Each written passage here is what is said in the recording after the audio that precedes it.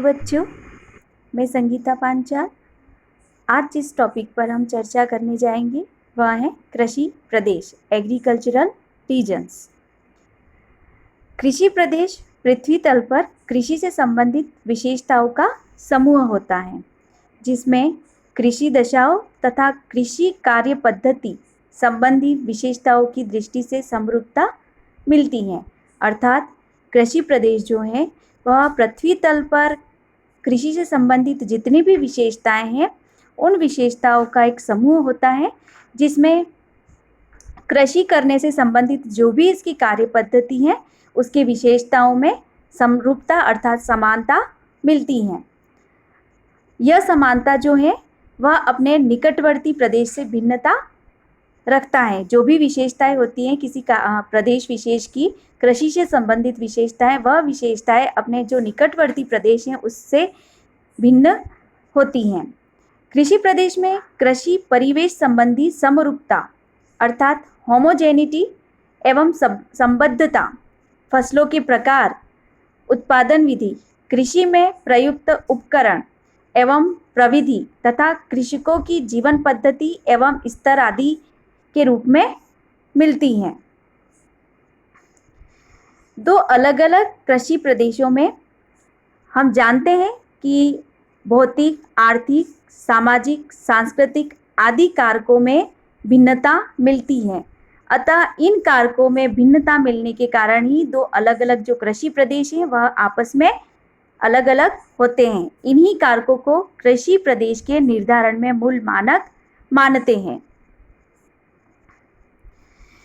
कृषि प्रदेश समरूप अर्थात फॉर्मल रीजन्स होते हैं, आकृतिक प्रदेश होते हैं, जिसमें अनेक लक्षणों की समरूपता पाई जाती है। इस प्रकार कृषि प्रदेश बहुविषयी प्रदेश होते हैं। कृषि प्रदेश की जो संकल्पना है वह ग्रीक संकल्पना है, अर्थात इसका जो कृषि प्रदेश की संकल्पना का उद्भव ग्रीक से हुआ है, क्योंकि कृषि तथा प्रदेश दोनों ही समय के साथ परिवर्तनशील हैं। इस कारण ही विभिन्न भूगोलवेत्ताओं ने अपने अनुसार अलग अलग मानकों को अपनाकर कृषि प्रदेशों का निर्धारण किया है। एक विद्वान हुए हैं बुकानन। उनके अनुसार कृषि प्रदेश जो है वह शस्य साहचर्य, क्रॉप कॉम्बिनेशन, पशुपालन साहचर्य आदि मानदंडों के आधार पर कृषि प्रदेशों का सीमांकन मानते हैं। अर्थात बुकानन के अनुसार किसी भी कृषि प्रदेश का सीमांकन है वह उस क्षेत्र में जो शस्य है अर्थात जो क्रॉप है, जिस फसल को उगाया जाता है उन फसलों का जो साहचर्य है जिसे क्रॉप कॉम्बिनेशन कहते हैं, पशुपालन और कृषि का जो साहचर्य है आदि जो मापदंड है, आदि जो मानक है, इनको आधार मान करके किसी भी कृषि प्रदेश का सीमांकन किया जाना चाहिए। अतः वर्तमान में हम देखते हैं कि किस तरह से परिवर्तनशील स्वरूप में पृथ्वी का कोई भाग जहाँ कृषि का एक विशिष्ट स्वरूप मिलता है एक कृषि प्रदेश कहलाता है। अर्थात कृषि प्रदेश किसे कहते हैं? कृषि प्रदेश जहाँ पर परिवर्तनशील स्वरूप में पृथ्वी का कोई भाग जहाँ कृषि का एक विशिष्ट स्वरूप मिलता है तो उसे ही कृषि प्रदेश कहा जाता है। विटलसी ने कृषि प्रदेश की परिभाषा इस तरह से दी है। उनके अनुसार कृषि प्रदेश ऐसे विस्तृत क्षेत्र होते हैं जहाँ फसलों की किस्मों तथा उनकी उत्पादन विधि में समरूपता मिलती है। अर्थात विटलसी के अनुसार कृषि प्रदेश जो कि एक बहुत विस्तृत क्षेत्र में फैले हुए होते हैं, जिनका एरिया बहुत वास्ट होता है, वहाँ पर जो पैदा की जाने वाली फसलें हैं उनकी किस्में तथा उनका उत्पादन, उनकी उत्पादन विधि आदि में समानता देखने मिलती है।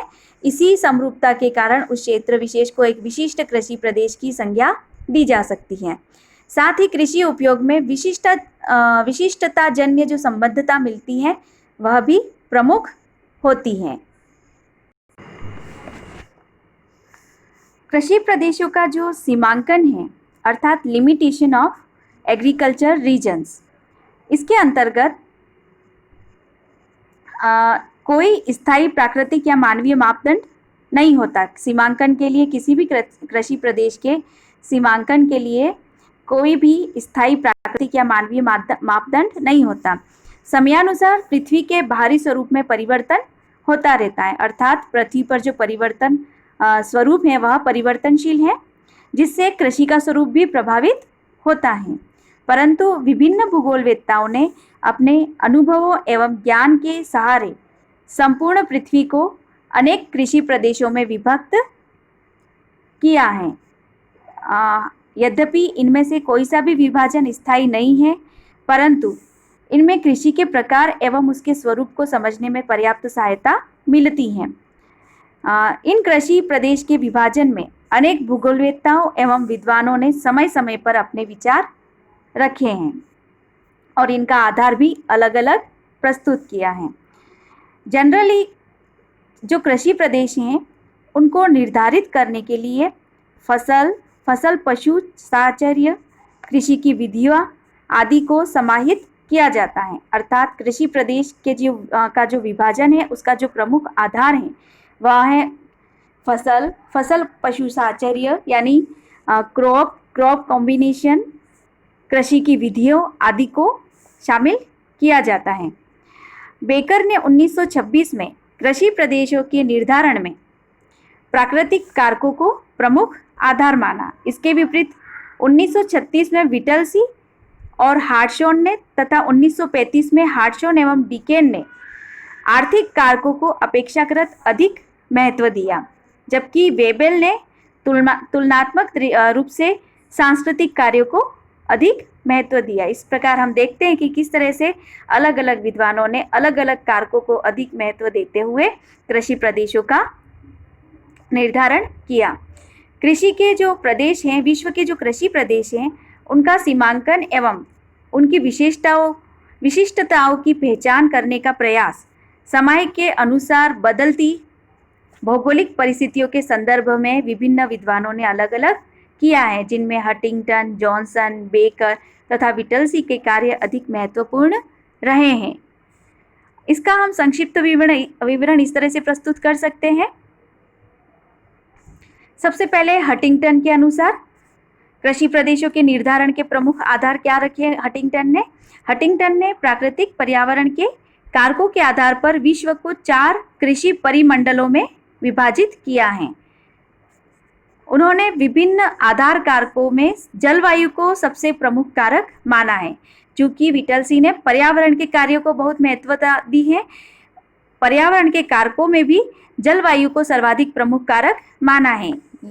ये जो कारक हैं वह निम्नलिखित है। पहला है, चूंकि उन्होंने 4 कृषि परिमंडल बताए हैं, तो जो प्रथम कृषि परिमंडल है उसमें उन्होंने वे क्षेत्र सम्मिलित किए हैं जो कृषि के लिए सर्वथा अनुपयुक्त होते हैं, अर्थात कृषि के लिए उपयुक्त नहीं होते हैं।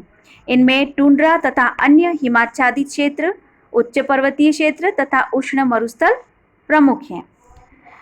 हंटिंगटन ने जो द्वितीय वर्ग रखा है, जो दूसरा कृषि परिमंडल बताया है, उसमें वे क्षेत्र सम्मिलित किए हैं जो कि अनुपलब्ध हैं, अर्थात द्वितीय वर्ग में कृषि के लिए अनुपलब्ध क्षेत्रों को सम्मिलित किया है, जो कृषि के योग्य तो है लेकिन उपलब्ध नहीं है, जैसे विषुवत रेखीय वर्षा, वन, टेगा वन आदि। तीसरा जो कृषि परिमंडल है उसमें उन्होंने अनिश्चित कृषि वाले क्षेत्र बताए हैं, जिनमें निम्न अक्षांशीय आर्द्र एवं शुष्क प्रदेश, मानसूनी प्रदेश तथा शीतोष्ण अर्ध शुष्क प्रदेश प्रमुख हैं। चौथे कृषि परिमंडल में वो क्षेत्र शामिल किए हैं जिसमें कृषि के लिए अनुकूल दशाओं वाले क्षेत्र होते हैं, जो कि कृषि के लिए उपयुक्त दशाओं वाले क्षेत्र होते हैं, जिनमें पश्चिमी यूरोपीय जलवायु, यूरोपीय तथा अमेरिकी महाद्वीपीय प्रकार की जलवायु, मध्य अक्षांशीय, पूर्वी तटीय जलवायु और भूमध्य सागरीय जलवायु को सम्मिलित किया है। इस तरह से हंटिंगटन ने पर्यावरण के विभिन्न कारक जिसमें जलवायु को महत्ता देते हुए 4 प्रकार के कृषि परिमंडल स्थापित किए हैं। अब है जॉनसन। जॉनसन ने विश्व की अनुकूल और विषम प्राकृतिक दशाओं के आधार पर, अर्थात अनुकूल तथा प्रतिकूल परिस्थितियों के आधार पर, प्राकृतिक दशाओं के आधार पर 5 प्रकार के कृषि प्रदेश बताए हैं। पहला है, जॉनसन के अनुसार पहला कृषि प्रदेश है उष्णकटिबंधीय जीवन प्रदेश अर्थात ट्रॉपिकल लाइफ जोन।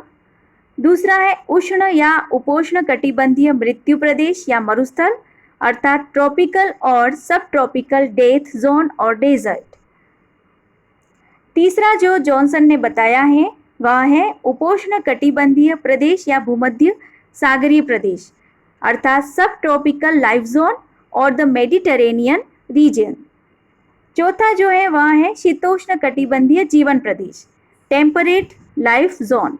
और पांचवा जो है अंतिम वह है ध्रुवीय मृत्यु प्रदेश अर्थात पोलर डेथ जोन।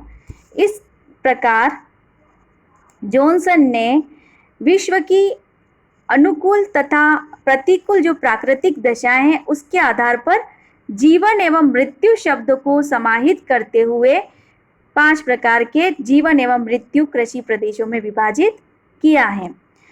इस तरह से हम देखते हैं कि किस तरह से ये जॉनसन है, हंटिंगटन है आदि के अनुसार जो कृषि प्रदेश है मुख्यतः विभाजन के जो क्षेत्र विशेष की फसल है, फसल पशु संयोजन एवं कृषि विधियों को प्रमुख मानदंड के रूप में प्रस्तुत किया है।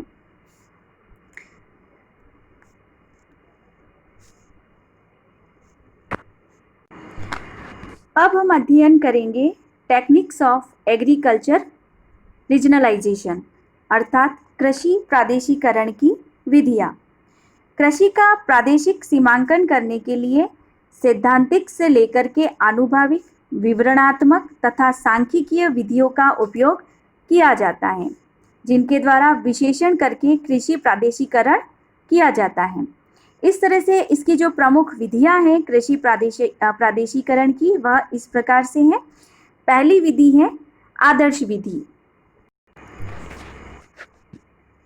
टेक्निक्स ऑफ एग्रीकल्चर रीजनलाइजेशन में सबसे पहली 5 टेक्निक्स है।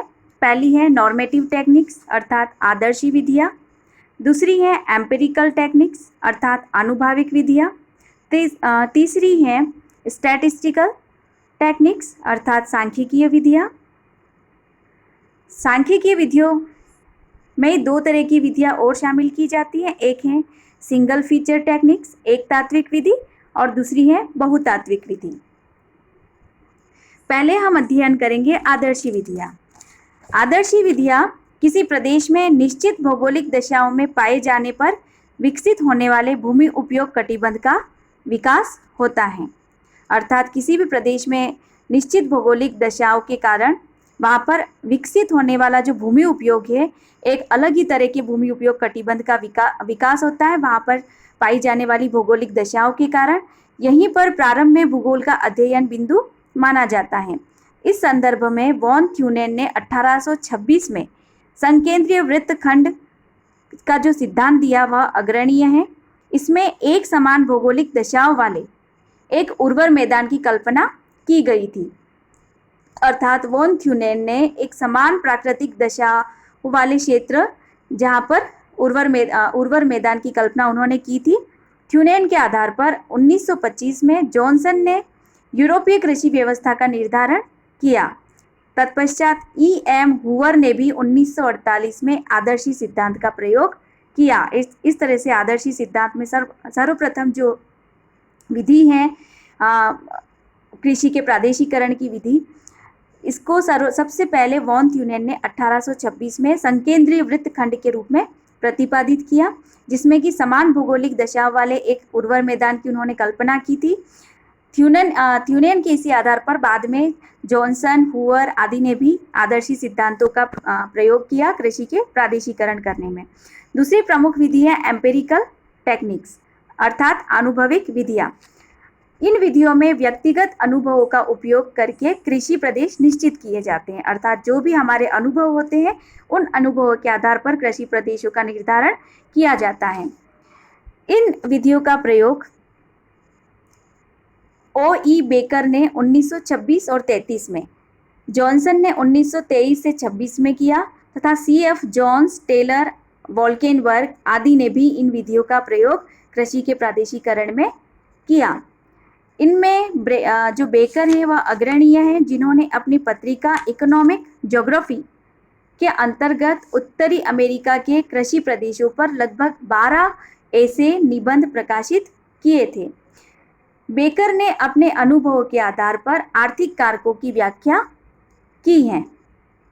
उनके विचार में कृषि प्रदेश एक ऐसा क्षेत्र होता है जहां कृषि संबंधी दशाएं जैसे कि फसलें आदि में समानता पाई जाती है, जो कि जलवायु पर निर्भर करती हैं। अर्थात बेकर ने बताया कि जो कृषि प्रदेश होता है वह ऐसा क्षेत्र होता है जहाँ कृषि से संबंधित जितनी भी दशाएं होती हैं उनमें समानता पाई जाती है, और यह जो विशेषता या दशाएं हैं वह जलवायु पर निर्भर करती हैं।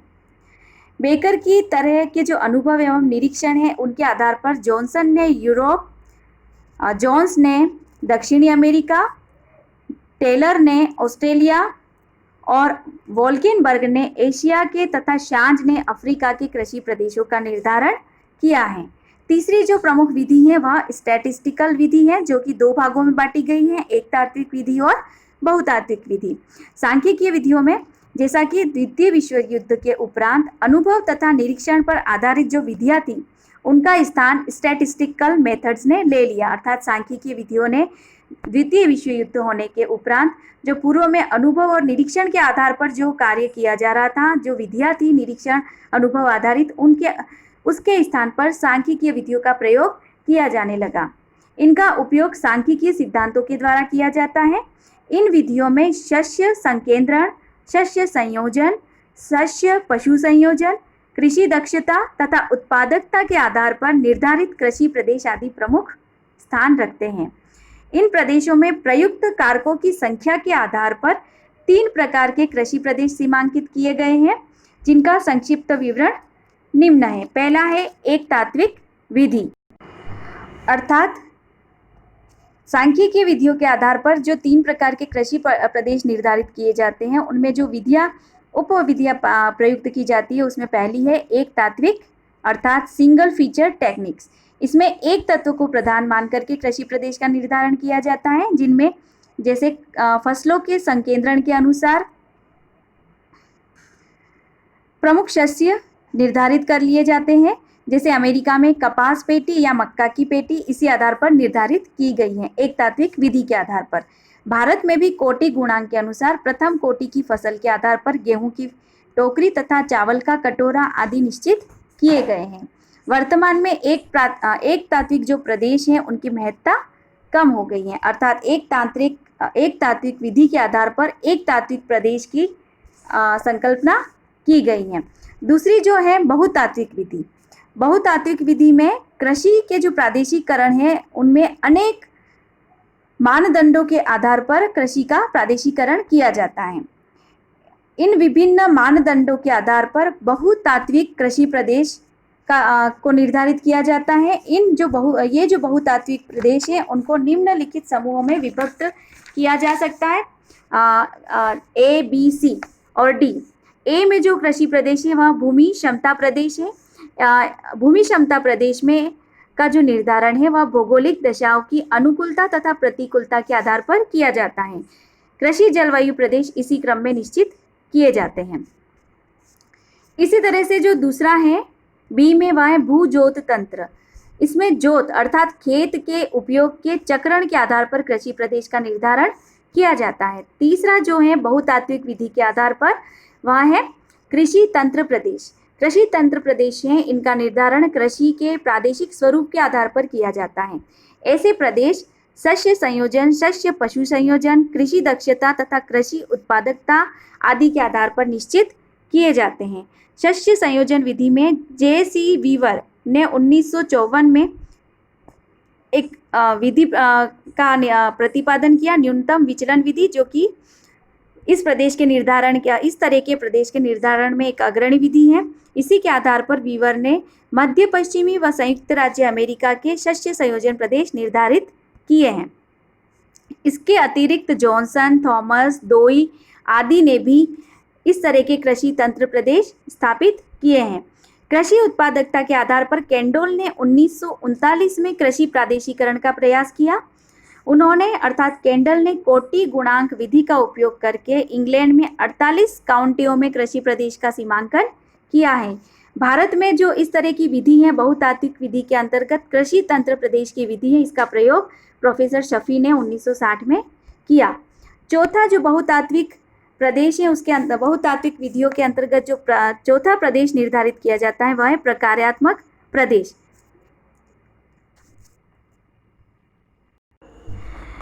चौथा जो प्रकार्यात्मक प्रदेश है इनका निर्धारण केंद्रीय स्थल सिद्धांत की जो पदानुक्रम विधि है उसके प्रयोग के द्वारा किया गया है। ऐसे कार्यों में एरी ने 1559 का जो टोक्यो का दुग्ध आपूर्ति वाला क्षेत्र है उसके पदानुक्रम में करके कृषि प्रदेश का निर्धारण किया है।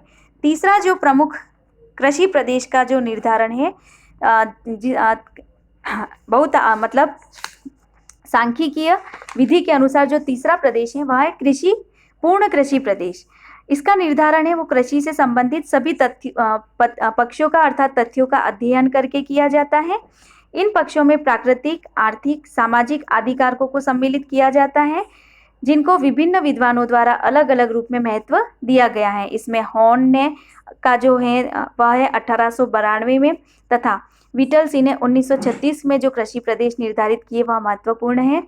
बेकर, जॉनसन, शार्न्स, टेलर तथा वोल्केनबर्ग द्वारा निर्धारित कृषि प्रदेशों में भी पूर्ण कृषि प्रदेश की विधि को महत्व दिया गया है। 1925-26 में जॉनसन ने यूरोप, जोन्स ने दक्षिणी अमेरिका, शार्न्स ने अफ्रीका, टेलर ने ऑस्ट्रेलिया और वोल्केनबर्ग ने एशिया के कृषि प्रदेशों का निर्धारण इसी प्रकार पूर्ण कृषि प्रदेश के आधार पर किया। इस प्रकार हम देखते हैं कि किस तरह से वर्तमान समय में सांख्यिकीय विधियों का महत्व बढ़ता जा रहा है जिनका आधार आदर्शी तथा अनुभाविक विधियों को माना जाता है। अगले वीडियो में हम विटलसी के अनुसार जो विश्व के प्रमुख कृषि प्रदेश हैं उसके बारे में विस्तृत चर्चा करेंगे। धन्यवाद।